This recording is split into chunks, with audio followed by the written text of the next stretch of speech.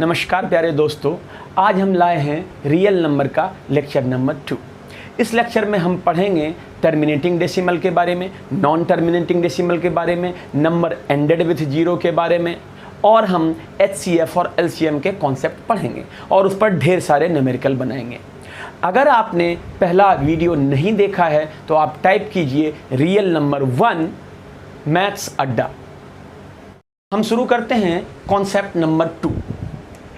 Concept 2 क्या कहता है? If P by Q is a rational number and it will be terminating। P by Q एक rational number है। हम जानते हैं रेशनल नंबर में क्या होता है, Q नॉट इक्वल्स टू 0। कोई भी नंबर है उसका डिनोमिनेटर 0 नहीं हो सकता है।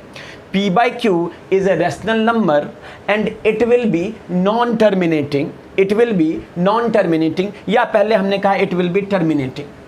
तो हमें क्या करना पड़ेगा, हमें Q का प्राइम फैक्टराइजेशन करना पड़ेगा। If prime factors of Q, if prime factors of Q, इसको किस फॉर्म में आना चाहिए? इसको आना चाहिए 2 to the power m, 5 to the power n, या सिर्फ 2 to the power m, या सिर्फ 5 to the power n।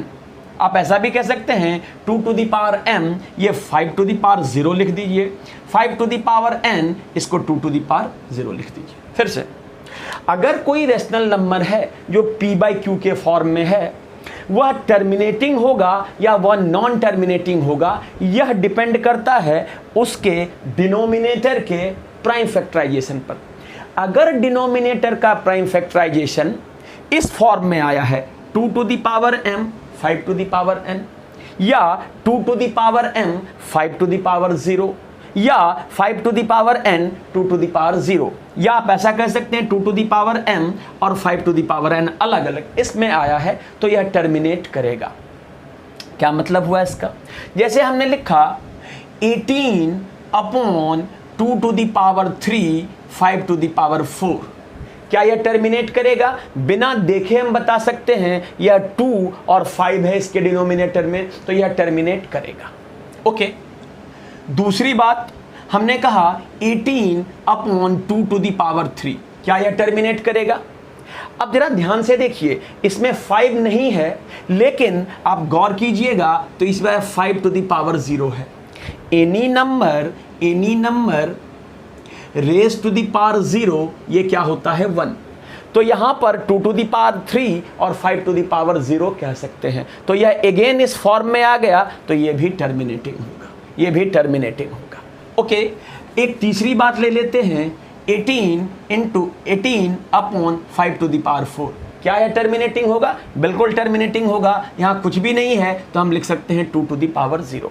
तो हम सीधा कह सकते हैं कि अगर किसी भी नंबर के डिनोमिनेटर में 2 की पावर है, 5 की पावर है, 2 और 5 दोनों की पावर है, या सिर्फ 2 की पावर है, या सिर्फ 5 की पावर है, तो वह नंबर क्या होगा? टर्मिनेटिंग नंबर होगा।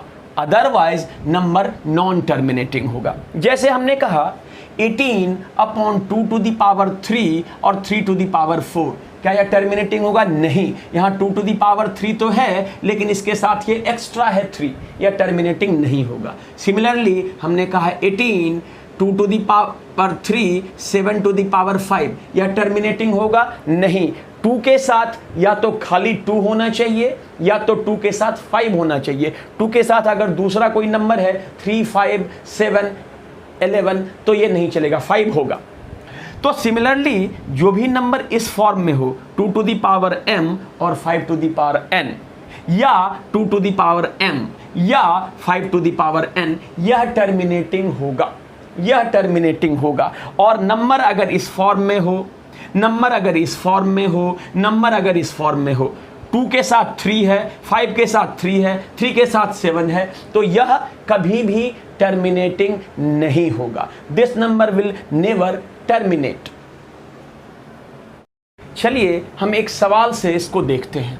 हमारे पास सवाल है 145870 upon 1250 will terminate after 1 decimal point, 2 decimal point, या 2 डेसिमल प्लेस, 3 डेसिमल प्लेस और 4 डेसिमल प्लेस।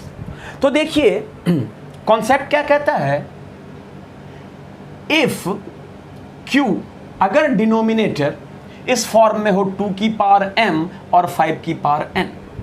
हमने डिनोमिनेटर का प्राइम फैक्टराइजेशन किया और यह इस फॉर्म में आ गया। अब जरा यहां पर देखना है m is greater than n और n is greater than m। क्या m n से बड़ा है या n m से बड़ा है? सपोज कीजिए कि अगर m की वैल्यू 3 है और n की वैल्यू 2 है तो यहां पर m n से बड़ा होगा। तो बड़ा नंबर क्या है? 3। तो हम सीधा आंसर बोलेंगे it will terminate after 3 decimal point. यानी कॉन्सेप्ट क्या कहता है? डिनोमिनेटर का प्राइम फैक्टराइजेशन कीजिए, डिनोमिनेटर का प्राइम फैक्टराइजेशन कीजिए और वह आएगा 2 टू द पावर m और 5 टू द पावर n के फॉर्म में। इनमें जो बड़ा हो, अगर m बड़ा हो तो हमने कहा कि यह m पॉइंट के बाद टर्मिनेट करेगा या m प्लेस के बाद टर्मिनेट करेगा, या n बड़ा हो तो हमने कहा n प्लेस के बाद टर्मिनेट करेगा। यानी हमें क्या करना पड़ेगा? डिनोमिनेटर का प्राइम फैक्टराइजेशन करना पड़ेगा। ये देखिए 1250, जरा प्राइम फैक्टराइजेशन करते हैं इसका। तो ये 2 से लगाएंगे, ये कितना आएगा? 625। फिर इसको 5 से लगाएंगे तो ये आएगा 125। फिर इसको 5 से लगाएंगे तो ये आएगा 25 और फिर इसको 5 से लगाएंगे तो आएगा 5। 2 से लगाया, 2 से डिवाइड किया तो ये आया 625। 5 से डिवाइड किया तो ये आया 125। अगेन 5 से डिवाइड किया तो ये आया 25 और 5 से डिवाइड किया तो 5। यानी 1250 जो हमारा डिनोमिनेटर था किस फॉर्म में आया? 2 इंटू 1 2 3 4 5 5 5 5। आप इसको ऐसे लिख सकते हैं 1250 2 की पावर 1 है, 2 की पावर 1, 5 की पावर 1 2 3 4, तो ये आ जाएगा 5 की पावर 4। बताइए क्या यह 2 की पावर m और 5 की पावर n में आया? बिल्कुल आया।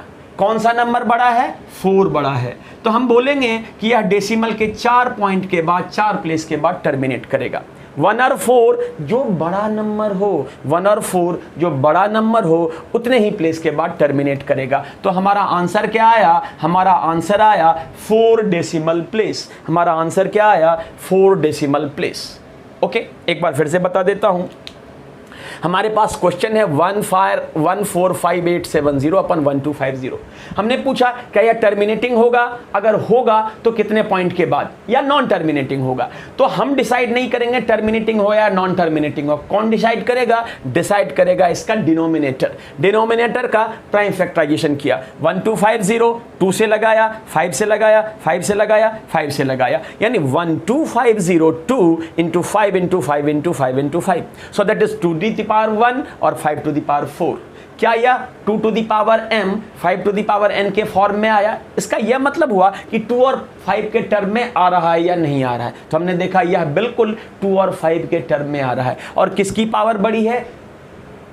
5 की पावर बड़ी है कितनी? 4। तो हम बोलेंगे यह टर्मिनेट करेगा, this is a terminating decimal और it will terminate after 4 decimal point. It will terminate after 4 decimal point. चलिए हम एक दूसरा सवाल लेते हैं। पूछता है 39/24 इंटू 175। पूछता है यह टर्मिनेटिंग होगा, नॉन टर्मिनेटिंग होगा? हम डिटरमाइन नहीं कर सकते हैं गिवन डेटा से, या नन ऑफ द अबव। तो सबसे पहले हमने लिखा 39, यहां पर लिखा 24 इंटू 175। अब देखिए 24 को क्या लिखेंगे? 2 इंटू 12। 24 को क्या लिखेंगे? 2 इंटू 12। फिर क्या लिखेंगे? 2 इंटू 6। फिर क्या लिखेंगे? 2 इंटू 3।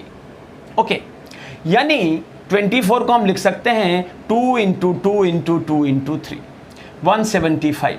सिंपल सी बात है, 5 से ये कितना हो जाएगा? 5 3 जा और 5 5 जा, 5 3 जा 15 टू 25। फिर क्या होगा? 5 7 जा। तो जरा इसको देखते हैं। This is 39, this is 39, this is 2 to the power 3, this is 1 2 3, 2 to the power 3 into 3, this is 5 to the power 2 into 7। यहां पर देखिए एक्स्ट्रा क्या आया है 3 और 7, यहां पर देखिए एक्स्ट्रा क्या आया है 3 और 7।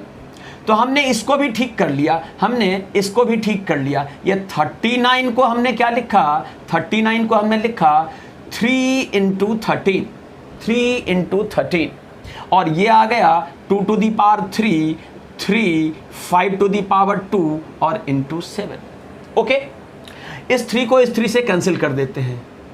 अब हमारे पास फाइनल एक्सप्रेशन आया 2 to the power 3 into 7 into 5 to the power 2।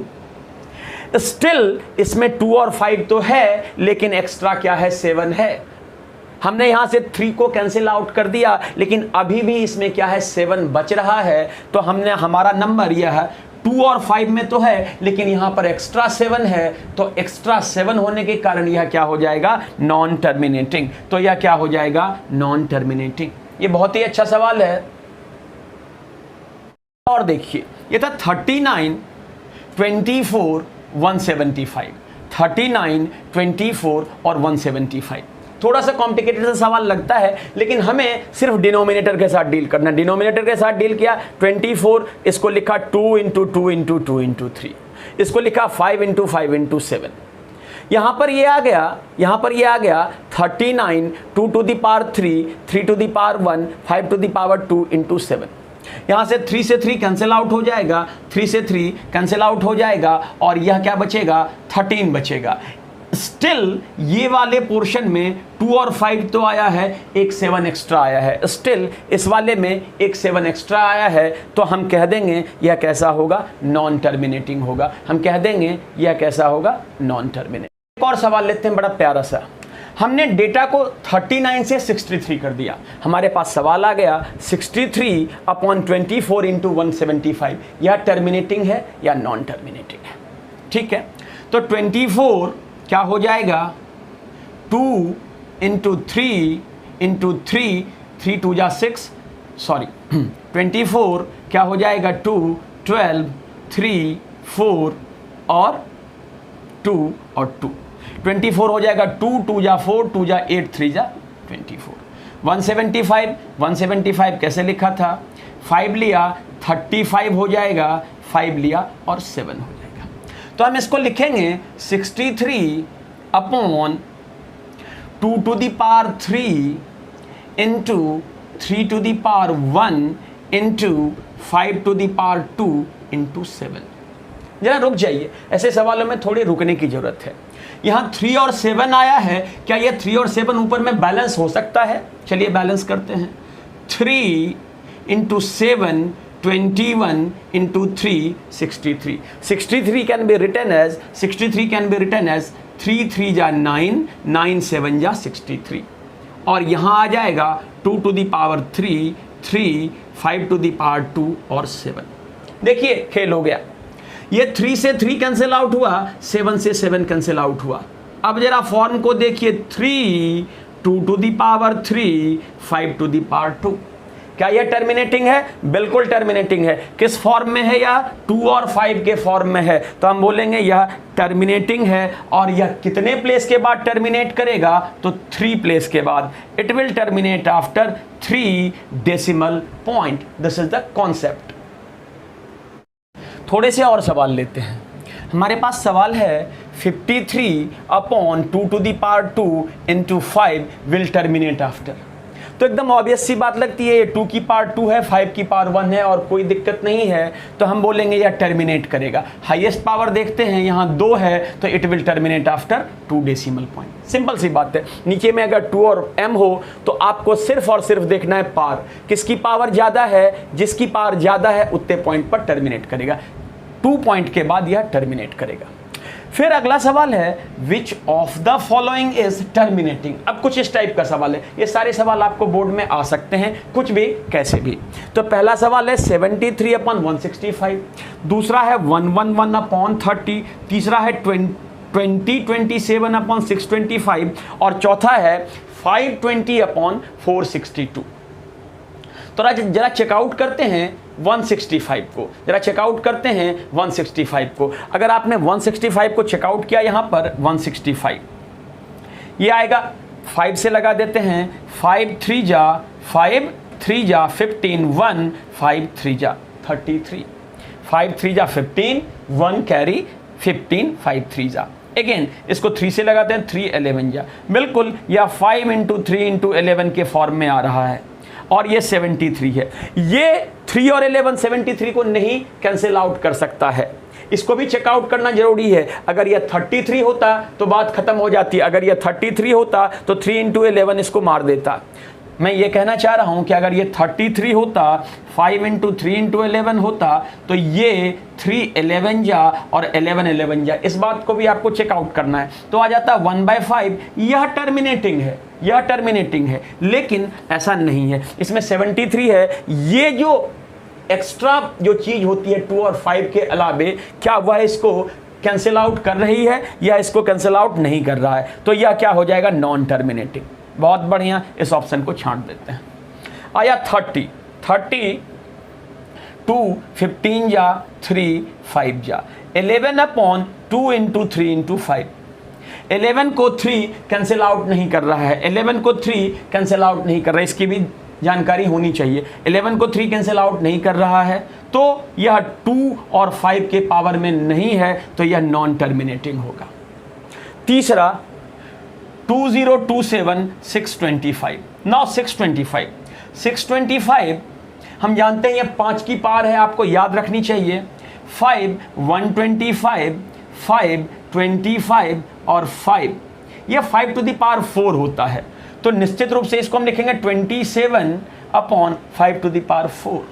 बिल्कुल, या 2 टू द पावर 0 लगा देंगे, 5 टू द पावर 4। वैसे भी अगर सिंपल 5 टू द पावर 4 हो तो यह टर्मिनेटिंग होगा। कितने पॉइंट के बाद टर्मिनेट करेगा? तो 4 डेसिमल प्लेस के बाद टर्मिनेट करेगा। बिल्कुल आप आराम से चेकआउट कर सकते हैं। और अगर आपको यहाँ ऑप्शन मिल गया तो आगे बढ़ने की कोई ज़रूरत नहीं है, सिंगल करेक्ट आएगा, मल्टी करेक्ट नहीं आएगा, तो आपका यह आंसर सी होगा। अब आते हैं तीसरे कॉन्सेप्ट के बारे में। तीसरा कॉन्सेप्ट ये कहता है if a to the power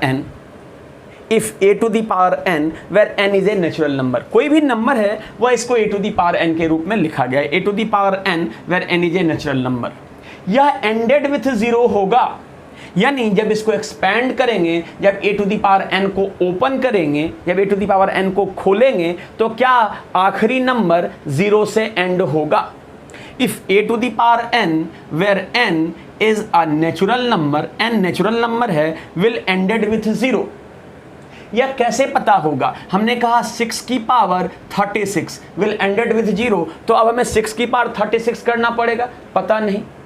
ठीक है, तो इसका लॉजिक क्या कहता है कि अगर कोई भी नंबर एंडेड विथ 0 है या हमें पता करना है तो हमें क्या करना पड़ेगा? इस नंबर का प्राइम फैक्टराइजेशन करना पड़ेगा। will ended with 0 if the prime factor of a का प्राइम फैक्टर में 2 की पावर m और 5 की पावर n आए। It means 6 to the power 36, हमने क्या लिखा? 6, हमारा बेस 6 है, 6 का प्राइम फैक्टर करते हैं। 6 का प्राइम फैक्टर किया 2 इंटू 3, तो 6 के प्राइम फैक्टर में 2 और 3 आया है। क्या यह एंडेड विथ 0 होगा? नहीं। हमने क्या कहा? 2 के साथ साथ 5 भी आना चाहिए, यह नॉट एंडेड विथ 0। 2 के साथ साथ 5 भी आना चाहिए। 2 तो आया है लेकिन 5 नहीं आया है। अच्छा, हमने ये कहा 30 टू द पावर 6, क्या यह एंडेड विथ 0? तो 30 हमारा बेस है, 30 का प्राइम फैक्टर कीजिए। 30 का प्राइम फैक्टर होगा 2, 3 और 5। 2 3 जा 6, 6 5 जा 30। अब देखिए 2 और 5 आया है, 2 और 5 आया है, लेकिन 3 भी आया है। कोई दिक्कत नहीं है, 2 और 5 आया है, अगर 2 और 5 है तो यह एंडेड विथ 0 होगा। So 30 to the power 6 ended with 0। क्यों? क्योंकि यहां पर 2 और 5 आया है, बाद में कुछ भी आए, 3 आए, 7 आए, 3 आए, 7 आए, इससे कोई फर्क नहीं पड़ता है। 30 to the power 6 will ended with 0। अच्छा, क्या हम कहेंगे 625 to the power 625 ended with 0? तो इसकी चर्चा करते हैं। 625 अभी हमने सीखा था, 625 इज 5 टू द पावर 4। यहां पर 5 तो आया है लेकिन 2 मिसिंग है, 5 तो आया है लेकिन 2 मिसिंग है, तो यह भी नॉट एंडेड विथ 0 होगा। तो आपसे आएगा एनसीईआरटी में सवाल है 6 to the power n ended with 0, 6 2 into 3 not ended with 0, 4 to the power n ended with 0, 2 into 2 not ended with 0, 10 2 into 5 and 10 to the power n ended with 0, yes because it contains 2 and 5, 30 yes because it contains 2 and 5, फिर 3 भी contain करता है, उससे हमें कोई दिक्कत नहीं है। तो हम यह देखेंगे कि ended with 0 में 2 और 5 आना चाहिए। ये एक नया सवाल लेते हैं, बहुत सुंदर सवाल है। The number of consecutive zeros in the product of 2 to the power 3, 3 to the power 4, 5 to the power 4 into 7 कहता है कि जब हम इसको मल्टीप्लाई करेंगे तो कितने कॉन्जिक्यूटिव जीरोस आएंगे, 1 2 3 4। इसका एक सामान्य सा तरीका होता है, कितने कॉन्जिक्यूटिव जीरोस आएंगे यह डिपेंड करता है 2 और 5 पर। उठाइए 2 और 5 को, 2 to the power 3, 5 to the power 4, 2 to the power 3, 5 to the power 4। जब इसको क्लब करेंगे तो यह क्या होगा, 2 to the power 3, 5 to the power 3। पहले जान लीजिए आंसर क्या होगा, 2 to the power 3 और 5 to the power 4। इन दोनों में जिसकी पावर छोटी हो, कितना है, पावर छोटा है 3, तो आंसर क्या होगा, कितने कॉन्जिक्यूटिव जीरोस होंगे, 1 2 3। कितने कॉन्जिक्यूटिव जीरोस होंगे, 1 2 3। हमारे पास कोई भी एक्सप्रेशन है, हमने उसे लिख दिया, हम उसमें 2 और 5 ढूंढते हैं, तो हमने अगर 2 और 5 ढूंढा तो हमने क्या देखा कि 2 और 5 की पावर कितनी है, 2 की पावर 3 है, 5 की पावर 4 है। तो इसमें जो लीस्ट पावर होगी, यहाँ 3 और 4 में 3 छोटा है, तो 3 इज द लीस्ट। तो हम क्या बोलेंगे, इसमें कंसेक्यूटिव जीरोस कितने होंगे, 3। ऐसा होता क्यों है बच्चों, जब आप इसका 10 बनाएंगे तो ये देखिए 2 into 2 into 2, ये होगा 5 into 5 into 5 into 5। यहाँ देखिए 2 into 5 एक 10 बना, 2 into 5 एक 10 बना, 2 into 5 एक 10 बना, ये 5 अकेला बच जाएगा। तो जब इसको ओपन करेंगे तो 1 2 3 कितने जीरोस होंगे, 3। ठीक है, याद रखने के लिए हमसे पूछा कितने कॉन्जिक्यूटिव जीरोस होंगे, हाउ मेनी कॉन्जिक्यूटिव जीरोस, तो 2 और 5 की पावर देखेंगे इसमें पावर में कौन सा नंबर छोटा है, पावर में 3 आ रहा है, तो हम लिख देंगे कितने कॉन्जिक्यूटिव जीरोस हैं, 3। ठीक है प्यारे बच्चों, आज के लिए इतना ही। अगली क्लास में, अगले लेक्चर में हम अगली थोड़ी सी इसका जो थर्ड पार्ट है HCF और LCM वाला, वो वाला पार्ट करेंगे। थोड़ा एग्जॉस्टिव होगा, उसमें थोड़े भारी सवाल आएंगे, क्योंकि 4 मार्कर सवाल को भी अभी 1 मार्कर में करना है। ठीक है, तब तक के लिए पढ़ाई करते रहिए, आपका दिन शुभ हो। अगर अच्छा लगे तो अपने दोस्तों को ज़रूर बताइएगा। आपका बहुत बहुत धन्यवाद।